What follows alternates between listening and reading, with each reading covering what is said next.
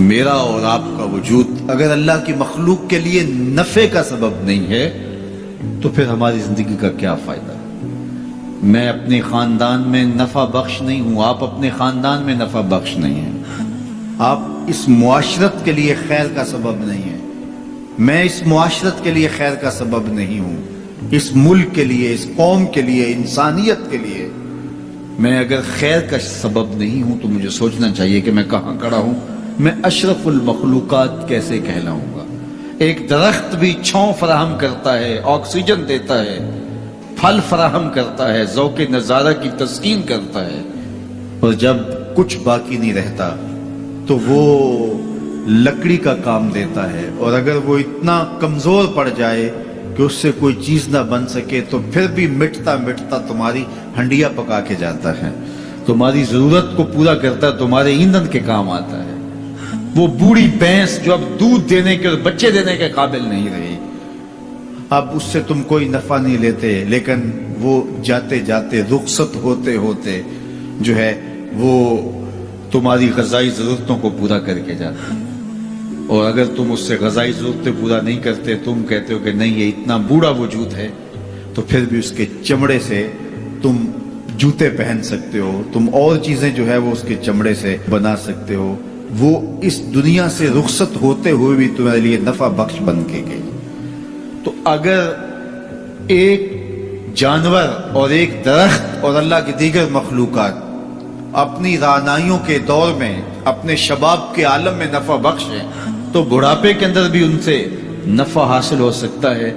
اور جس شخص کا نفع جوانی میں بھی نہ ہو، بڑھاپے میں بھی نہ ہو، لڑکپن میں بھی نہ ہو، سن کہولت میں بھی نہ ہو، تو پھر وہ انسان کہلائے گا۔ اولئک کالانعام بل ہم اضل، فرمایا یہ چوپایا ہے بلکہ چوپایوں سے بھی بدتر ہے۔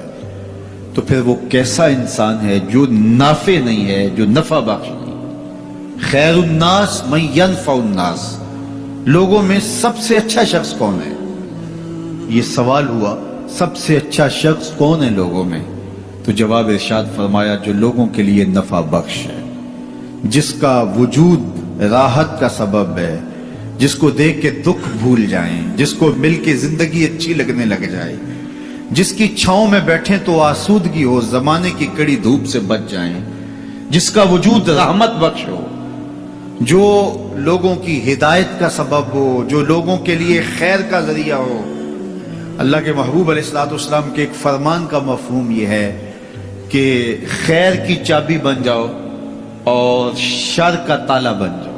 یہ زندگی میں اصول اختیار کر لو، خیر کی چابی بنو اور شر کا تالا بنو، تم سے خیر کے دروازے کھلے اور تم سے شر کے دروازے بند ہو۔ کبھی ایسا نہ بننا کہ تم شر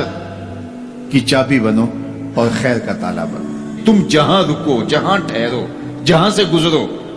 وہاں خیر پھیلتی چلی جائے، تمہاری مہک سے لوگوں کے مشام ہستی معطر ہو، لوگوں کے دلوں میں، آنگن میں بہاریں آئیں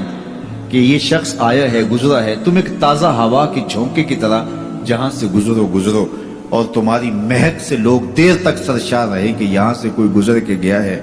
نہ یہ کہ تم جن راہوں سے گزرو وہاں کانٹے بکھیرتے چلے جاؤ، بعد میں وہاں کو چلے تو اس کے پاؤں زخمی ہو۔ تو فرمایا تم خیر کی چابی بنو اور شر کا تالا بنو، ہمیشہ خیر بانٹو، اچھائی بانٹو، بہتری بانٹو، لوگوں کے لیے صلح اور امن کے ضامن بنو، لوگوں کے لیے محبت کو پھیلانے والے بنو، لڑائی، دینگا مشتی، فساد، شر، الجھاؤ، تضاد اور نفرتوں کے بیج اور کانٹے مت بونا، ہمیشہ خیر کی چابی بننا اور شر کا تالا بننا۔ اس لیے بہتر شخص وہ ہے کہ جو لوگوں کے لیے بہتری کی ضمانت بنتا ہے اور اس کے وجود سے لوگ بہتری پاتے ہیں۔ سب سے بڑی انسان کی ضرورت ہدایت ہے۔ سب سے بہتر اور اشرف لوگ انبیاء علیہ السلام ہیں، جن کے وجود سے ہدایت پھوٹی اور لوگ اندھیروں سے، ظلمتوں سے نکل کر ایمان کی روشنیوں میں آئے۔ سب سے بہتر لوگوں کو بانٹنے والا، لوگوں کے لیے نفع بخش وہ شخص ہے جس کا وجود ہدایت بانٹتا ہو، جس کا وجود خیر بانٹتا ہو، پھر لوگوں کے دکھ اور لوگوں کی تکلیفیں مٹانے والا شخص۔ تو ہمیشہ لوگوں کے لیے بہتریوں کا سبب بنو۔